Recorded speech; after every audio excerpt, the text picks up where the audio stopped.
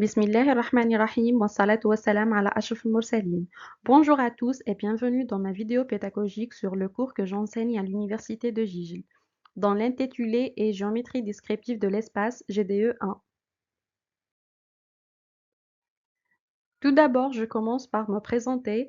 Je suis Dafri Ibtissam, docteur en architecture, spécialité habitat et ville durable. Actuellement, je suis maître assistante classe B à l'université de Gigel, faculté des sciences et de la technologie au département d'architecture. À propos du cours de GDE 1, son intitulé est Géométrie descriptive de l'espace. Sa note éliminatoire est 5. Son coefficient est 2. Son volume hebdomadaire est 45 heures. Les horaires sont répartis tous les mardis de 8 heures jusqu'à 9h30 dans l'amphi H. Pour toute requête ou question concernant le cours, nous sommes disponibles au département d'architecture chaque mardi de 12h30 jusqu'à 14 heures dans l'atelier 28. Aussi, nous avons mis à votre disposition notre adresse mail. La réponse est dans 48 heures au maximum.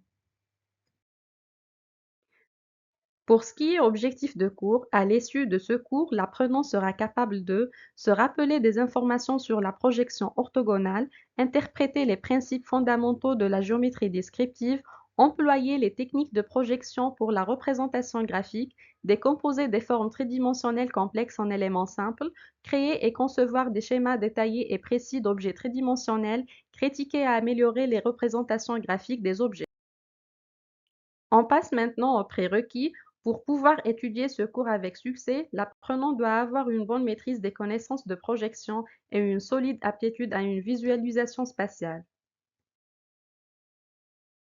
Concernant le public cible, le cours de la géométrie descriptive est destiné aux étudiants de la première année architecture, parcours ingénieur et parcours LMD.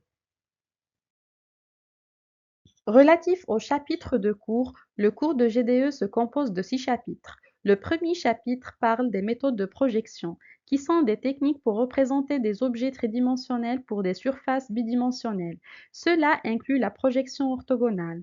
Le deuxième chapitre est la représentation du point, de la droite et du plan, qui couvre comment représenter graphiquement des éléments de base tels que les points, les droites et les plans dans un espace tridimensionnel sur une surface plane.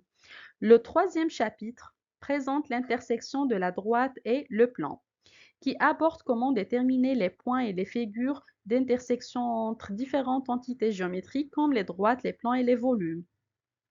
Le quatrième chapitre montre le rabattement et l'affinité, qui consiste à faire tourner une figure plane autour d'une de ses droites pour la rendre parallèle à un plan de projection. Aussi, il présente les méthodes de transformation géométrique et préserve le parallélisme. Le cinquième chapitre parle des méthodes de représentation en axonométrie.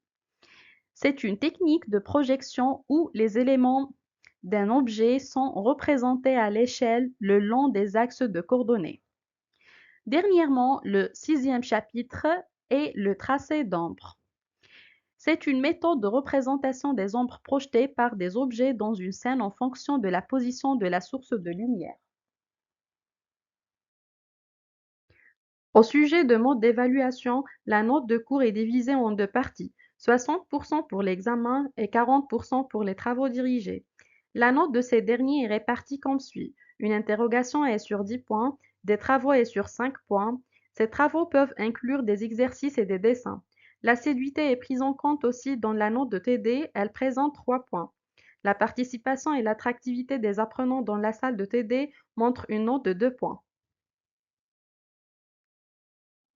Nous finissons maintenant par la carte conceptuelle du cours qui englobe toutes les informations précédentes, avec quelques références bibliographiques qui peuvent aider les apprenants à suivre le cours.